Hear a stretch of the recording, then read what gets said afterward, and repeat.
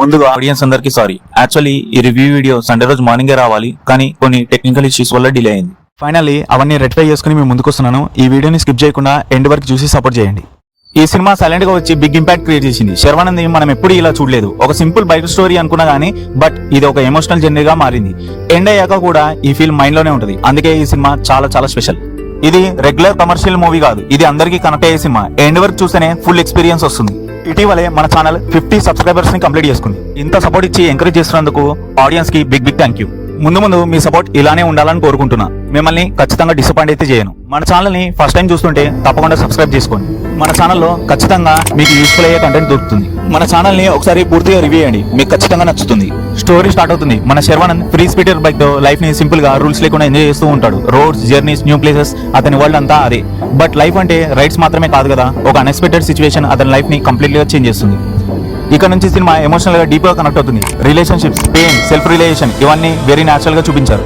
ఇదొక fast paced story అయితే కాదు, బట్ ప్రతి సీన్ కి ఒక మీనింగ్ ఉంటుంది. కొన్ని మూమెంట్స్ లో మన ఓన్ లైఫ్ ని గుర్తు తెచ్చుకుని ఆలోచిస్తూ ఉంటాం. మనమందరం లైఫ్ లో ఒకరినైనా ఎస్కేప్ అవ్వాలని అనుకుంటాం కదా. ఈ సినిమా ఎగ్జాక్ట్లీ అదే ఫీల్ ని చూపిస్తుంది.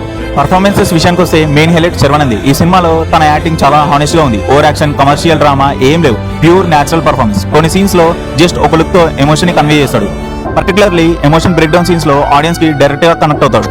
ఈ మూవీలో ఫాదర్ సన్ బాండింగ్ ఎక్స్ట్రాడినరీ గా చూపించారు. ఇది శర్వానంద్ కెరియర్ లోనే one of the most mature performance అని చెప్పొచ్చు.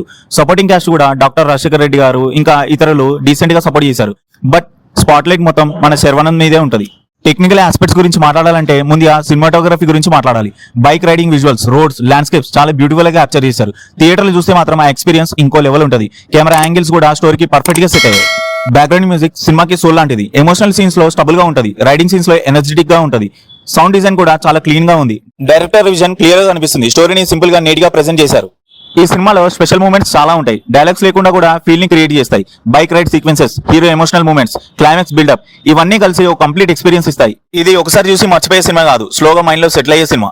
ట్రావెల్ అండ్ బైక్ లవర్స్ కి లైఫ్ మీనింగ్ సర్చ్ చేసే వాళ్ళకి ఈ సినిమా స్పెషల్ గా కనెక్ట్ అవుతుంది. ఓవరాల్ గా బైకర్ మూవీ ఒక beautiful, emotional and meaningful journey. Sharwanand fans కి డెఫినెట్లీగా ఓ బిగ్ ట్రీట్ అని చెప్పొచ్చు. డిఫరెంట్ కంటెంట్ ఇష్టపడే వాళ్ళకి మస్ట్ వాచ్ మూవీ.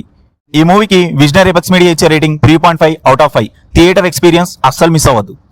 మీరు ఈ సినిమా చూసారా? మీకు ఎలా అనిపించింది? కామెంట్ లో తప్పకుండా చెప్పండి. మీ ఒపీనియన్ చాలా ఇంపార్టెంట్. ఈ వీడియో కనుక మీకు నచ్చితే లైక్ చేయండి, అలాగే మీ ఫ్రెండ్స్ అందరికి షేర్ చేయండి. ఇలాంటి మరో ఇంట్రెస్టింగ్ రివ్యూతో కలుద్దాం. Until then keep watching good cinema.